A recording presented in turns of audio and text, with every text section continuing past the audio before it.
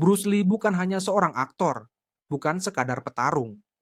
Ia adalah simbol dari revolusi budaya timur dan barat. Lahir pada 27 November 1940 di San Francisco, Bruce datang ke dunia di bawah tanda astrologi Tionghoa yang luar biasa. Tahun naga pada jam naga, waktu yang dipercaya membawa kekuatan dan keberuntungan. Nama kelahirannya, Lee Junfan, berarti kembali ke sana. Karena sang ibu berharap Bruce suatu hari akan kembali ke tanah kelahirannya di Amerika. Namun siapa yang menyangka bahwa bayi kecil itu akan tumbuh menjadi tokoh yang mengguncang dunia? Bruce Lee dibesarkan di Hong Kong, dan sejak usia 3 bulan ia sudah tampil di layar lebar. Ayahnya, seorang aktor opera kanton terkenal, membawa Bruce ke dunia seni peran sejak dini. Tapi Bruce bukanlah anak yang mudah diatur.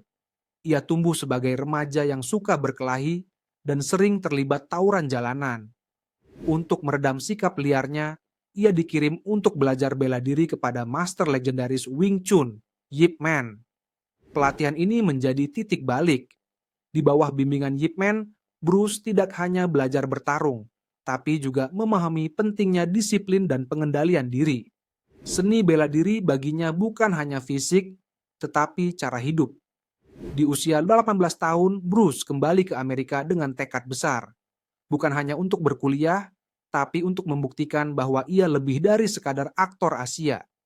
Ia ingin menjadi simbol perubahan, menjembatani timur dan barat melalui kekuatan gerak, pikiran, dan filosofi.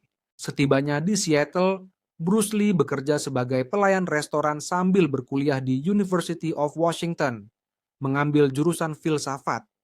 Namun di balik pekerjaan kasar dan ruang kelas ada semangat yang menyala. Ia ingin memperkenalkan seni bela diri kepada dunia barat dengan cara yang belum pernah dilakukan sebelumnya. Saat itu, seni bela diri masih dianggap mistis dan eksotis di mata orang Amerika. Bruce ingin mengubah stigma itu. Ia mulai mengajar kungfu kepada teman-temannya di kampus. Berbekal pengetahuan Wing Chun dan prinsip filsafat timur, Bruce membentuk gaya pengajaran yang unik, terbuka, rasional, dan tanpa dogma. Tidak lama kemudian, lahirlah Jun Fan Gung Fu Institute di Seattle. Tapi langkah beraninya menimbulkan kontroversi.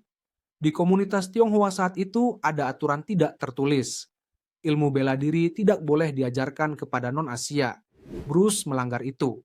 Ia bahkan harus menghadapi duel rahasia dengan seorang master Tionghoa karena dianggap tidak menghormati tradisi. Meski menang, Bruce kecewa. Ia merasa bahwa sistem kungfu klasik terlalu kaku dan tidak cocok untuk pertarungan nyata. Dari sanalah muncul ide brilian yang akan mengubah sejarah. Jeet Kune Do, seni bela diri tanpa bentuk, yang menggabungkan kekuatan dari berbagai aliran. Karate, tinju, judo, bahkan fencing. Filosofi Bruce Lee yaitu menjadi air, membangun jembatan budaya, melatih murid dari berbagai ras, latar belakang, bahkan aktor dan atlet Hollywood. Ia bukan lagi pelayan restoran. Ia adalah seorang guru revolusioner. Meski Bruce Lee sudah dikenal di kalangan bela diri, jalannya ke Hollywood tak semulus yang dibayangkan. Saat ia ikut audisi untuk film dan serial TV, ia sering ditolak bukan karena bakatnya kurang, tapi karena ia terlalu Asia. Di era Nang Matsulan, industri perfilman Amerika belum siap menerima bintang Asia sebagai tokoh utama. Stereotip rasis merajalela. Asia digambarkan sebagai penjahat, pelayan, atau karakter komik. Bruce muak dengan semua itu. Ia akhirnya mendapatkan peran kecil sebagai Kato dalam serial TV The Green Hornet. Meski peran itu cukup populer, Bruce tahu Hollywood masih belum memberinya panggung yang layak. Ia menulis skenario, mengajukan ide, tapi selalu ditolak. Frustrasi, Bruce kembali ke Hong Kong, dan di sana takdirnya berubah. Ternyata serial The Green Hornet sangat populer di Asia, dan Bruce disambut seperti bintang. Golden Harvest, sebuah studio film lokal, memberinya kesempatan menyutradarai dan membintangi film pertamanya, The Big Boss, tahun 1971. Film ini meledak. Diikuti oleh Fist of Fury dan Way of the Dragon, yang juga ia tulis dan sutradarai sendiri. Lewat layar lebar, Bruce menyuarakan perlawanan terhadap ketidakadilan, korupsi, dan penindasan. Ia bukan hanya berkelahi dengan tangan dan kaki, ia menyampaikan pesan. Dengan gerakan presisi, tatapan tajam, dan karisma yang tak bisa diajarkan, Bruce menjadi ikon global. Ia membuktikan bahwa bintang Asia bisa bersinar, bukan sebagai pelengkap, tapi sebagai pusat cerita. Di balik otot yang terbentuk sempurna dan gerakan yang seperti kilat, Bruce Lee adalah pemikir yang dalam. Banyak yang tak tahu bahwa ia adalah seorang filsuf sejati. Ia tidak hanya mempelajari bela diri, tapi juga menulis ribuan halaman jurnal pribadi yang berisi pandangan tentang kehidupan, kesadaran diri, dan konflik batin. Bruce percaya bahwa pertarungan terbesar bukan melawan musuh di luar, tapi melawan diri sendiri. Filosofinya yang paling terkenal adalah "Be water, my friend". Ini bukan sekadar kata-kata keren. Air bisa tenang, tapi juga menghancurkan. Ia menyesuaikan diri dengan segala bentuk, namun tetap kuat. Bruce percaya manusia harus seperti itu, fleksibel, tak kaku oleh dogma atau aturan yang membatasi. Dalam dunia bela diri, ia melawan konservatisme. Dalam hidup, ia melawan keterikatan pada ego dan rasa takut. Jeet Kune Do, aliran yang ia ciptakan, bukan sekadar teknik, tapi ekspresi kebebasan. Bruce menolak keterikatan pada satu gaya. Ia mengambil yang berguna dari semua aliran, membuang yang tak relevan, dan menyesuaikan dengan dirinya sendiri. Ia sering berkata, "Saya tidak mengajarkan Anda bagaimana bertarung. Saya mengajarkan Anda bagaimana mengekspresikan diri dalam pertarungan." Bruce Lee juga berbicara tentang emosi. Ia menyadari bahwa rasa takut, marah, atau frustrasi bisa membunuh seseorang jika tidak dikendalikan. Ia melatih bukan hanya tubuh, tapi pikiran dan jiwa murid-muridnya. Itulah sebabnya Bruce begitu berbeda. Ia adalah manusia yang sadar penuh akan kekuatan dalam dirinya dan menggunakan seni bela diri untuk menyalurkannya. 20 Juli 1973, dunia seolah berhenti berputar ketika kabar kematian Bruce Lee tersebar. Usianya baru 32 tahun.